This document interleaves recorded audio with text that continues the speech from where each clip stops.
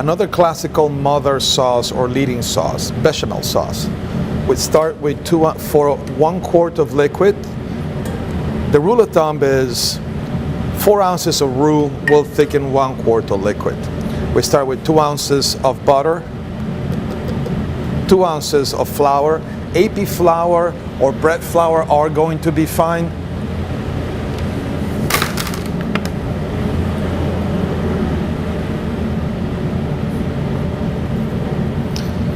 We create our roux. It should have the consistency of wet sand. There are 3 kinds of roux: white roux, blonde roux, and brown roux. Most sauces, we need to cook it to a blonde roux stage. We mix our butter and flour, and now we're gonna cook it on the stovetop until it reaches the blonde stage. We need to cook the flour to start removing a little bit of that raw flour taste, and then the sauce will simmer for about 30 to 45 minutes so that flour can really be gone. Right now we move it to the stove.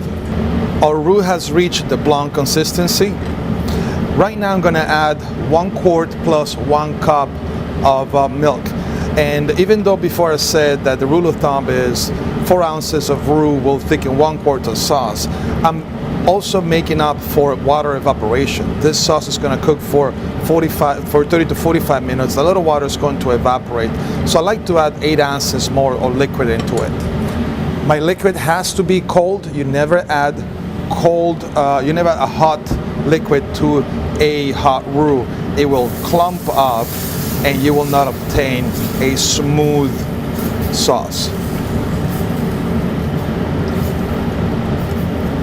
Little bit of milk decided to commit a suicide jump right there. We're gonna be fine with that. We add cold milk. Now I like to switch into my trusty whisk.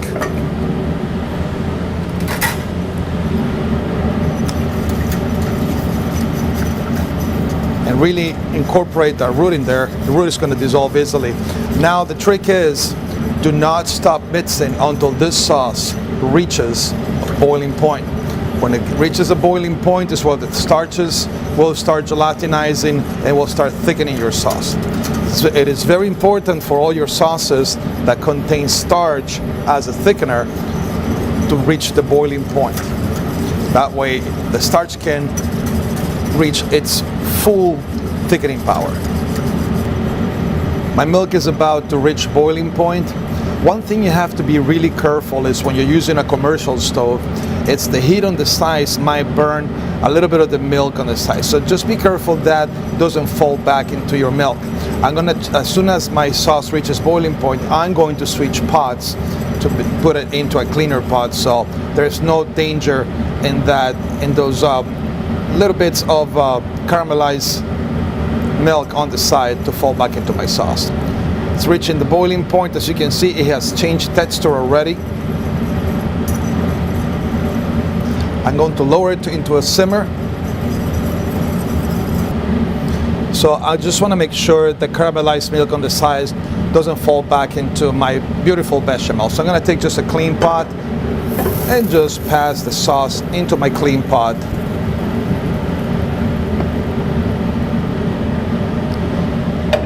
Take it down to a simmer.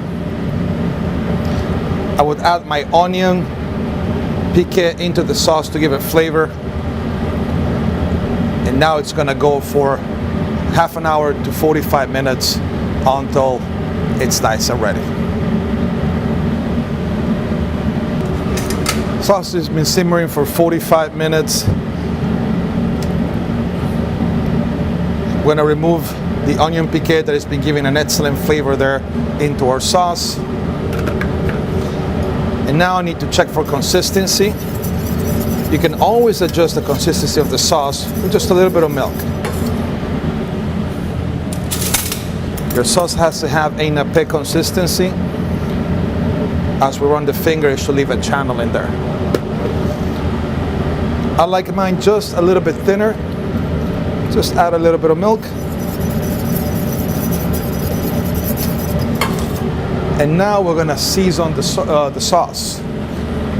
Classic bechamel has nutmeg. Now nutmeg has to be present but not overpowering your sauce. I like to have my nutmeg really fresh.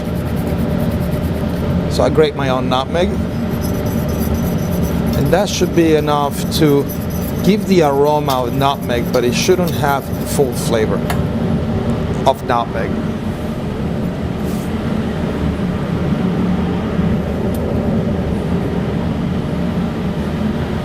Season with salt because we need to have flavor enhancement in there.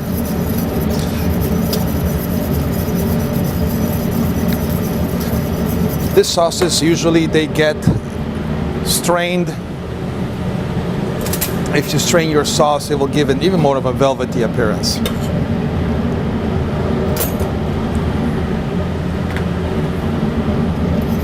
Season the way I want. Classically, white pepper goes into the sauce, so straining will give it more of a velvety appearance. And that is your finished bechamel sauce. Has a nice consistency, coats the back of a spoon. And that is your nappe consistency that you want on your bechamel sauce. That's a finished bechamel sauce.